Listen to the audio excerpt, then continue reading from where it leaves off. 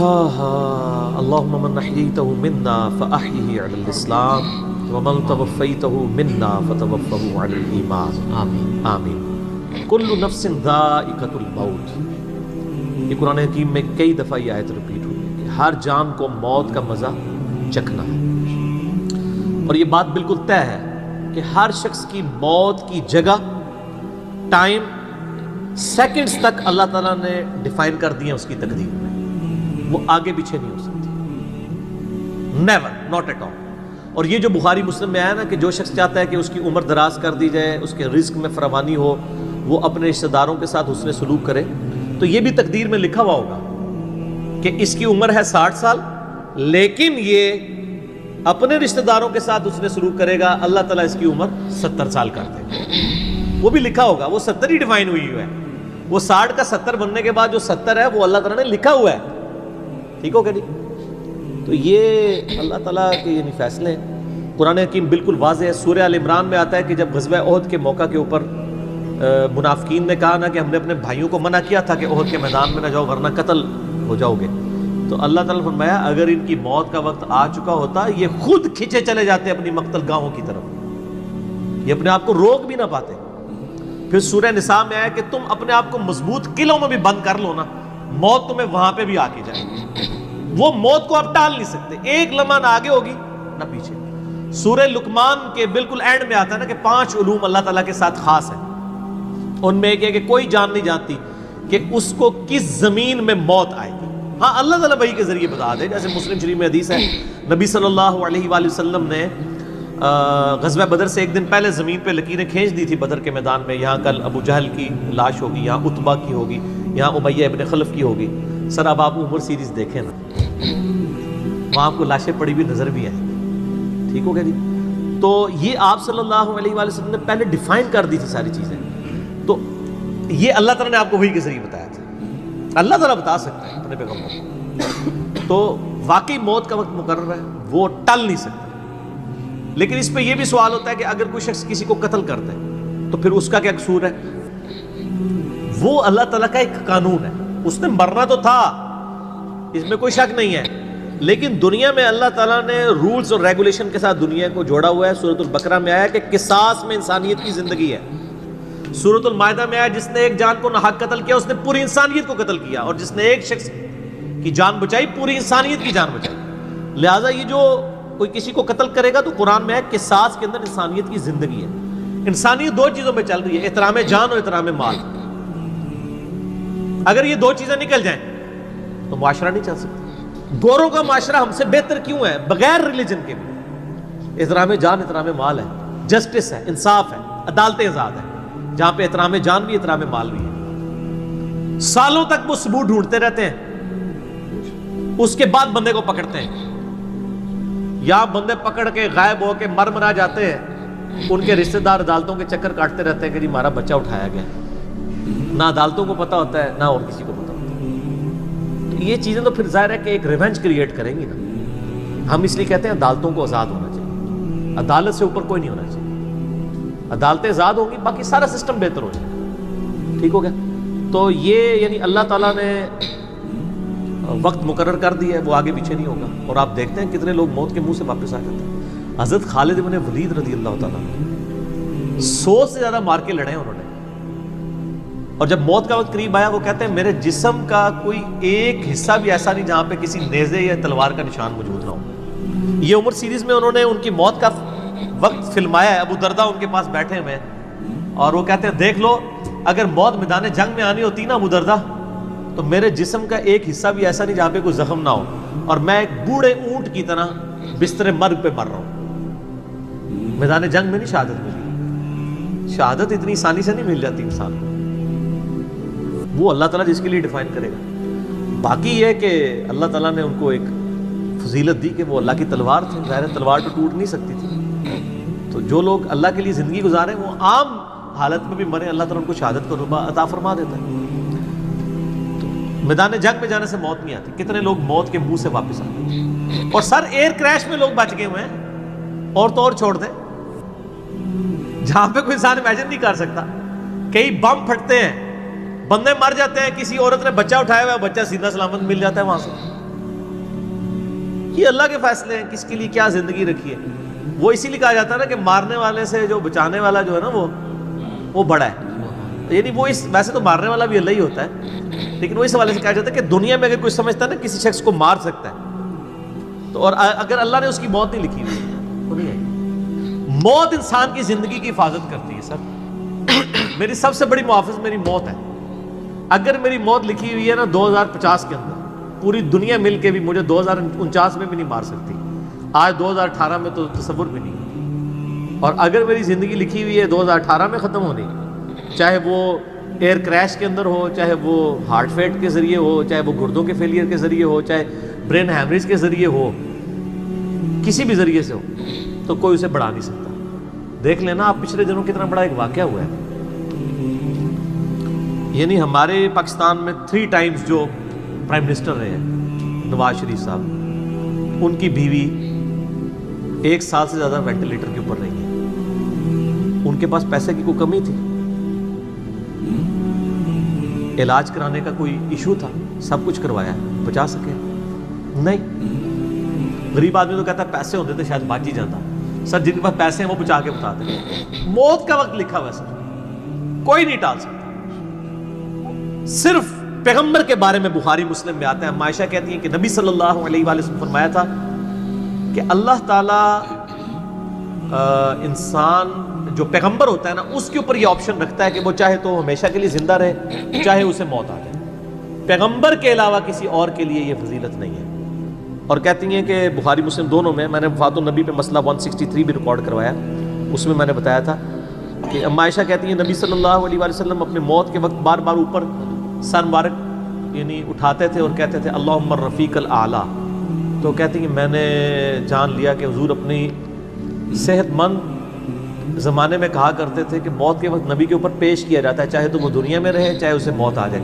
تو مجھے لگتا ہے کہ نبی علیہ السلام پہ اس وقت آفر وہ پیش کی جا رہی ہے اور آپ کہہ رہے ہیں اللہ مجھے رفیق الاعلیٰ کے ساتھ ملا لے. تو میں نے کہا مجھے اب پتہ چل گیا کہ آپ صلی اللہ علیہ وسلم کو یعنی وفات ہو جائے گی آپ کی. یہ نبی کے لیے خاص ہے اور کسی کو کوئی آپشن نہیں ملتا.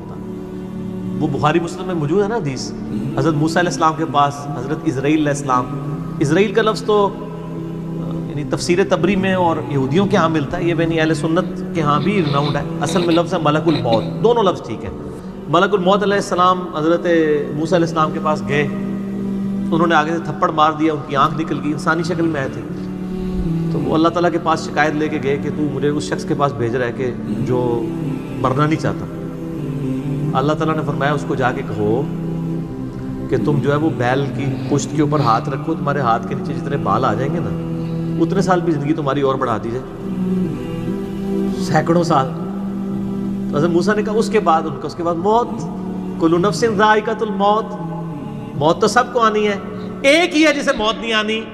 یا حی یا قیوم برحمتک استغیث، اے خود سے زندہ اور ہر چیز کو تھامنے والے، باقی وہ سب کو موت آنی ہے. تو انہوں نے کہا پھر بعد میں آنی ہے تو ابھی کیوں نہیں؟ موت نہیں کوئی ٹال سکتا سر، ورنہ پیغمبروں کے لیے ٹل جاتی ہے. وہ پیغمبروں کو جو آفر بھی لگائی گئی ہے وہ یہ نہیں ہے کہ ہمیشہ زندہ رہیں گے، نہیں، قیامت ہے، قیامت میں تو سب کو موت آ ہی جانی ہے. ٹھیک ہے نا. اور پھر ایک وہ وقت بھی ہوگا جب اللہ تعالیٰ پوچھے گا لمن الملک اليوم، تو کوئی جواب دینے والا نہیں ہوگا، سب کو موت آ چکی ہوگی، سارے فرشتے، جنات، انسان، مخلوقات. اللہ خود ہی جواب دے گا للہ الواحد القہار. سورہ المومن میں آتا ہے آج کے دن اس واحد قہار کی حکومت ہے. پھر اللہ تعالیٰ پوچھے گا کہاں ہے آج وہ جابر حکمران، بڑے بڑے بادشاہ کدھر ہیں؟ تو اللہ کے لیے کوئی مسئلہ ہے کسی کو یعنی پلک جھپکنے میں مسل دینا؟ تو موت اللہ تعالیٰ نے ڈیفائن کی. اور موت کیا، آپ کو جو تکلیفیں پہنچتی ہیں سر وہ بھی ڈیفائنڈ ہے. قرآن میں وَلَنَبْلُوَنَّكُمْ بِشَيْءٍ مِّنَ الْخَوْفِ وَالْجُوعِ وَالنَّقْصِ مِّنَ الْأَمْوَالِ وَالْأَنفُسِ وَالثَّمَرَاتِ. ہم ضرور تمہیں آزمائیں گے تھوڑے سے خوف سے، بھوک سے، جان اور مال میں نقصان سے، پھر چیک کریں گے کون ہے صبر کرنے والا. اور جو صبر کرنے والا ہے اذا اصابتهم مصیبۃ قالوا انا للہ وانا الیہ راجعون. تو پھر ان لوگوں کے ساتھ اللہ تعالیٰ ہوتا ہے جو کہتے ہیں ہم بھی اللہ کی طرف سے آئے تھے، اللہ کی طرف چلے جائیں گے، یہ تکلیف بھی آئی تھی الٹیمیٹلی تو چلی جائے گی نا. ان اللہ مع الصابرین، اللہ تعالیٰ صبر کرنے والوں کے ساتھ ہے. اس حوالے سے ایک آیت قرآن حکیم کی بڑی کریٹیکل ہے، مجھے ضمناً یاد آ گئی، سورہ الحدید کے اندر ہے. بہت کرٹیکل آیت ہے، اور یہ ٹاپک قرآن حکیم میں صرف سورہ الحدید کے اندر ہی ایڈریس ہوا ہے، اور جس طریقے سے یہ شد و مت کے ساتھ بیان ہوا ہے نا، آیت نمبر 22-23، اعوذ باللہ من الشیطان الرجیم، ما اصاب من مصیبت فی الارض، کوئی مصیبت بھی زمین میں نہیں آتی، ولا فی انفسکم، اور نہ تمہاری جانوں میں، یعنی زمین پہ جتنے زلزلے آتے ہیں، طوفان آتے ہیں، سونامی آتے ہیں، قحط پڑتا ہے، یہ جتنے بھی عذاب آتے ہیں یا تکلیف آتی ہیں، اور نہ تمہاری جان میں، یعنی کسی کو کینسر ہوتا ہے، کسی کے گردے فیل ہوتے ہیں، کسی کی آنکھ ضائع جاتی ہے، کسی کے اوپر فالج کا اٹیک ہو جاتا ہے، کسی کو ہارٹ اٹیک ہوتا ہے، اللہ تعالیٰ فرماتا ہے یہ ساری تکلیف چاہے زمین پہ ہیں یا تمہاری جانوں پہ ہیں، الا فی کتاب من قبل ان نبرأها، وہ تو پہلے ہی ہم نے لوح محفوظ پہ لکھی ہوئی ہے، اس سے پہلے کہ ہم ان کو بھیجے، ڈیفائن ہے، ہونا ہے کہ فلاں تاریخ کو اتنے بجے اس کے ساتھ یہ ہوگا، یہ ڈیفائن ہے۔ ان ذالک علی اللہ یسیر، بے شک یہ اللہ کے لیے بہت آسان ہے، ٹینشن نہیں لینی کہ یار یہ کیسے ہو سکتا ہے کہ پہلے ہی پتا ہو، اربوں انسانوں کے ساتھ اربوں واقعات، اور صرف انسان نہیں باقی مخلوقات کے ساتھ، اللہ فرماتا ہے میرے لیے تو آسان ہے، لیکن اس کی ریزن بتائیے کیوں ہے، لِكَيْ لَا تَأْسَوْا عَلَى مَا فَاتَكُمْ، یہ ہم نے اس لیے کیا تاکہ جو تم سے بات، جو نعمت تم سے چھن جائے تم اس کے اوپر افسوس نہ کرو، وَلَا تَفْرَحُوا بِمَا آتَاكُمْ، اور نہ تم شیخی بگاڑو جو تمہیں نعمت ملے اس کے اوپر، اچھائی ملے تو یہ نہ کہو بڑا میرا کمال ہے، وہ تقدیر میں تھی، ملنی تھی، اور اگر کوئی چیز چھن جائے تو افسوس نہ کرو، واللہ لا يحب كل مختال فخور، اللہ تعالیٰ کو شیخی بگاڑنے والے پسند نہیں ہے۔ یہ آیت نمبر 22-23 بتا رہی ہے سورۃ الحدید کی کہ زمین و آسمان پہ جتنی بھی تکلیف انسانوں پر، جنات پر، جانوروں پر آتی ہیں وہ ڈیفائنڈ ہے، اور انہی تکلیف میں سے ایک بڑی تکلیف موت ہے، وہ بھی ڈیفائنڈ ہے، وہ کوئی ٹال نہیں سکتا، کوئی کسی کی موت کو ٹال نہیں سکتا، اور نہ کوئی کسی شخص کو موت دے سکتا ہے۔ آپ دیکھیں لوگوں نے کتنی ایفرٹس کی ہیں، خود ہمارے نبی صلی اللہ علیہ وآلہ وسلم پہ کس قسم کی ایفرٹس کی گئی ہیں، اللہ تعالیٰ نے آپ کو کس طریقے سے مکے سے نکال کے مدینے تک پہنچا دیا، اور وہ بخاری مسلم میں بڑی مشہور حدیث ہے، آپ جو درخت کے نیچے آرام کر رہے تھے، تلوار سائیڈ پہ لٹکائی ہوئی تھی، ایک عرابی آیا دشمن، اس نے موقع غنیمت جانا کہ آپ سوئے ہوئے ہیں، اس نے تلوار اٹھائی اور نبی صلی اللہ علیہ وسلم کے یہاں پہ رکھ دی اور کہا محمد آج تجھے میرے ہاتھوں سے کون بچائے گا؟ تو نبی صلی اللہ علیہ وسلم نے کوئی کانفیڈنس لوز نہیں کیا، ان کو پتا تھا هو الذی ارسل رسولہ بالہدی ودین الحق لیظہرہ علی الدین کلہ، اللہ نے اپنے نبی کے پیچھے اللہ ہے، ان کا اللہ بچائے گا، اللہ جب سنا اس کے ہاتھ کانپنے شروع ہو گئے، اس کے ہاتھ سے تلوار ہی گر گئی، نبی علیہ السلام نے وہ تلوار اٹھائی اور کہا اب تجھے میرے ہاتھوں سے کون بچائے گا؟ یہ بخاری مسلم دونوں میں یہ واقعہ، اس نے کہا آپ تو معاف فرمانے والے ہیں، درگزر فرمانے والے ہیں، تو یعنی آپ کے وہ حسن اخلاق سے پھر متاثر ہوا، مسلمان ہو گیا۔ مسئلہ یہ ہے کہ یہ کانفیڈنس آپ کو ہونا چاہیے۔ بخاری مسلم میں حدیث ہے کہ غزوہ حنین کے موقع پر کچھ صحابہ کی زبان سے نکل گیا کہ بدر میں تو 313 تھے، غالب آ گئے تھے، آج تو ہم 12,000 ہیں، کافر تو بڑے تھوڑے ہیں، اور یہ ذکر سورۃ الانفال میں آیا غزوہ حنین کا، یہ فتح مکہ کے بعد بھی ہوئی تھی یہ جنگ، مشرکین عرب سے آخری جنگ قبیلہ حوازن کے خلاف۔ اللہ کا ماتا جب تم نے یہ جملہ بولا نا پھر تمہیں بھاگنے کی جگہ نہیں ملتی تھی، حوازن کے لوگوں نے جب تیر چلائے تو 12,000 میں سے صرف 80 بندے نبی علیہ السلام کے ساتھ رہ گئے، باقی سب بھاگ گئے۔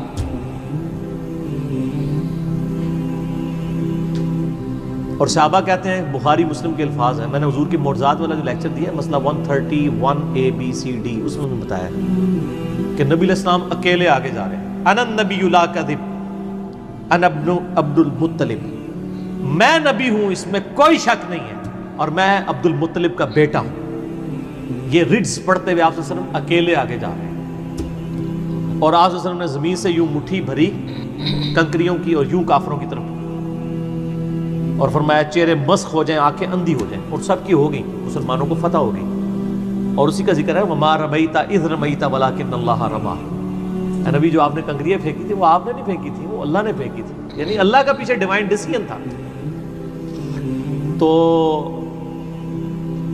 کافروں کے خلاف فتح ہو گئی مسلمان، یعنی نبی علیہ السلام کا کانفیڈنس لیول یہ تھا کہ اکیلے جا رہے ہیں، یہ نہیں دیکھ رہے کہ ہزاروں لوگ میرا ساتھ چھوڑ گئے ہیں، اکیلے فرنٹ سے لیڈ کر رہے ہیں. تو جن لوگوں کو یعنی اللہ پر یقین ہوتا ہے نا، ان کی یہی حالت ہوتی ہے، اور یہی صحابہ کرام کا یعنی یقین کامل تھا.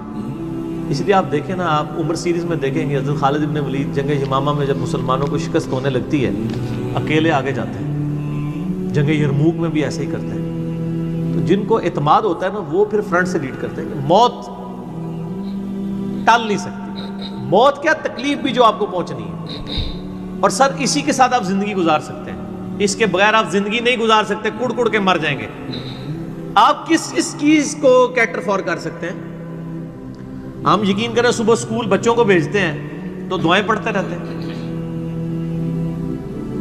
کیا ہو سکتا ہے؟ ایکسیڈنٹ ہو سکتا ہے، وہاں پہ بچہ جھولے سے گر سکتا ہے، کسی کی ہڈی ٹوٹ سکتی ہے، کان پٹی پہ لگ جائے ڈیتھ ہو سکتی ہے. یار اتنی چیزوں کو کون کاؤنٹر فار کر سکتا ہے؟ اللہ. تو اللہ پہ توکل کریں، اور جب تکلیف آ جائے انا للہ و انا الیہ راجعون. صحیح مسلم میں حدیث ہے، نبی صلی اللہ علیہ وآلہ وسلم نے فرمایا جو شخص تکلیف کے وقت فوراً پڑھ لے انا للہ و انا الیہ راجعون اللہم اجرنی فی مصیبتی واخلف لی خیرا منہا، اللہ تعالیٰ اس کو اس کا بہتر نعم البدل عطا فرما دے گا. میرے یوٹیوب پہ کلپ بھی ہے اس دعا کے اوپر، مصیبت اور پریشانی کے حوالے سے یعنی بہتری کے لیے دعا، یہ کر کے لکھیں تو آپ کو کھل جائے گا. یہ آپ کو مشکات میں کتاب الجنائز چیپٹر میں پہلی جلد میں دعا مل جائے گی صحیح مسلم کے حوالے سے.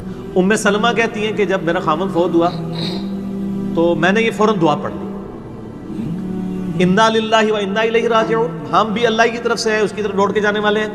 اللہم اجرنی فی مصیبتی، اے اللہ مجھے اس مصیبت میں بہتر اجر عطا فرما، واخلف لی خیرا منہا، اور مجھے اس سے بہتر بدلہ عطا فرما. کہتی میں دل میں سوچ رہی تھی کہ اس سے بہتر مجھے خامد کیسے مل سکتا ہے؟ ابو سلمہ سے بہتر تو انسان حضور کے صحابہ میں بھی کوئی نہیں ہے.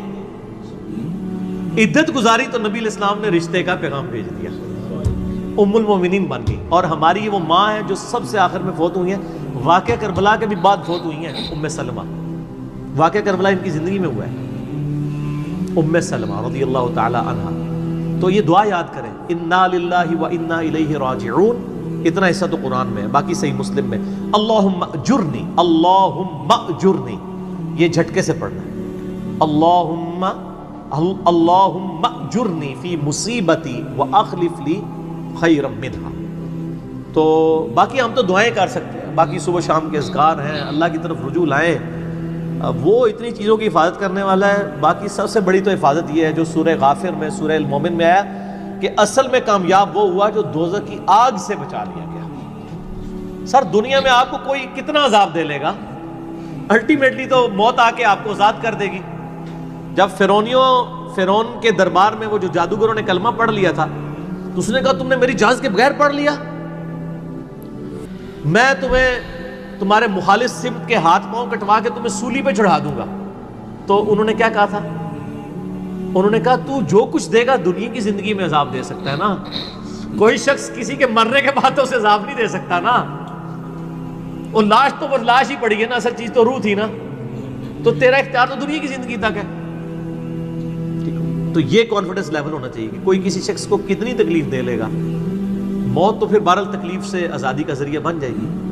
اگر پھر اللہ کی مرضی کی زندگی گزاری ہے تو آزادی کا ذریعہ ہے، ورنہ اب تو کہتے ہیں کہ مر جائیں گے، مر کے بھی نہ چین پائے تو کدھر جائیں گے. تو سر یہ لوگ تو کہہ دیتے ہیں نا مر گئی تو جان چھٹی، نہ، مرنے تو بعد جان پھڑی گئی، چھٹی اس کی جس نے دنیا اللہ کی مرضی کی گزاری. جس نے دنیا اپنی مرضی کی گزاری تو اس کی جان تو پھر مرنے کے بعد اور پھنس گئی. ٹھیک ہو گیا جی. تو موت کا وقت مقرر ہے، کوئی نہیں ٹال سکتا.